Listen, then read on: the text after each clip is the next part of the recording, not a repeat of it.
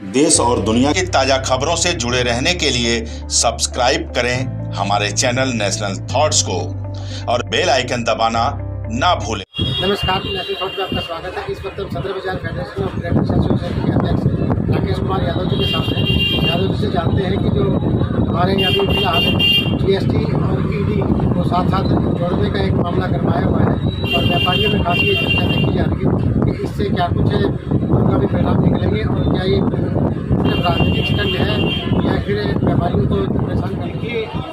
जब भी कानून सख्त बनाया जाता है तो ये निश्चित है कि भ्रष्टाचार बढ़ता है। लो लेवल का भ्रष्टाचार हो या हाई लेवल का भ्रष्टाचार और वो कहीं ना कहीं किसी पॉकेट से व्यापारी की जेब से निकलता है। अब आप ये कहेंगे कि व्यापारी अगर गलत नहीं है तो क्यों कर रहा है, दे रहा है पैसे, क्योंकि वो इतना टेक्निकल नहीं है, उसको टेक्निकल नो हाउ नहीं है, उसको कानून की समझ नहीं है। जब ईडी को जीएसटी के साथ जोड़ा गया तो हमारे व्यापारी वर्ग में काफ़ी दहशत का माहौल था, आक्रोश का माहौल था। हमारे भारतीय उद्योग व्यापार मंडल के प्रतिनिधि मंडल ने संजय गुप्ता स्पेशल ऑफिसर जो अपॉइंट हुए अधिकारी सेक्रेटरी के लेवल पर हैं, उनसे मुलाकात की, उनको अपने 2 फंक्शनों में रादर इन्वाइटेड किया और उनसे इस विषय पर बहुत गुफ्तगू की। तो आमतौर पर जो कानून बने हैं उसका पूरी तरीके से ऐसा नहीं है कि व्यापारियों को पकड़ लिया जाएगा, अरेस्ट कर लिया जाएगा, लेकिन एक अफसर के हाथ में एक स्पेशल पावर आ जाती है, भ्रष्टाचार बढ़ता है। इस भावनाओं से हमने संजय गुप्ता जी को और जीएसटी कमिश्नर साहब के जो ऑफिसर थे माता मिस्टर गुप्ता जी थे, उनको हमने बताया कि ईडी का डिपार्टमेंट में छोटी छोटी त्रुटि के लिए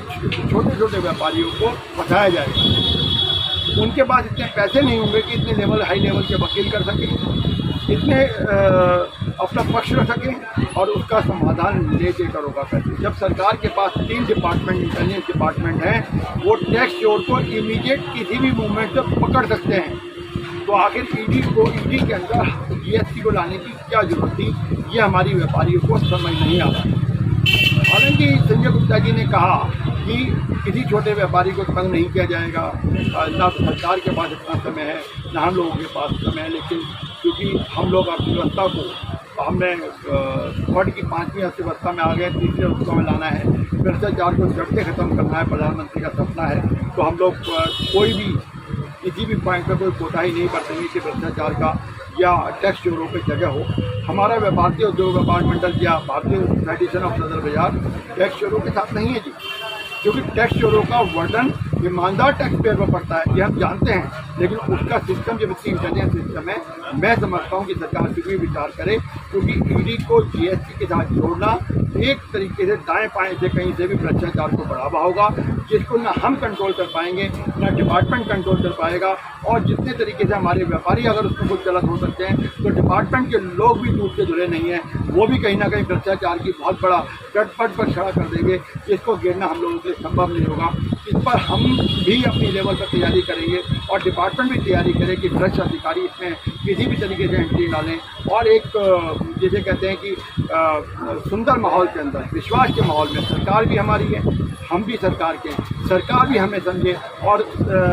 हम भी सरकार को समझे। इसी नीति के तहत हम समाधान की ओर बढ़ेंगे। यही व्यापारी वर्ग का कार्य और यही संस्थाओं का कार्य है कि व्यापार में और सरकार में, व्यापारियों और सरकार में दोनों के बीच पूल का काम करें और भारतीय उद्योग व्यापार मंडल फेडरेशन सदर बाजार इस अपनी जिम्मेदारी को और कर्तव्य को निभाने के लिए पूर्ण तरीके से सजग है, तैयार है। देश और दुनिया की ताजा खबरों से जुड़े रहने के लिए सब्सक्राइब करें हमारे चैनल नेशनल थॉट्स को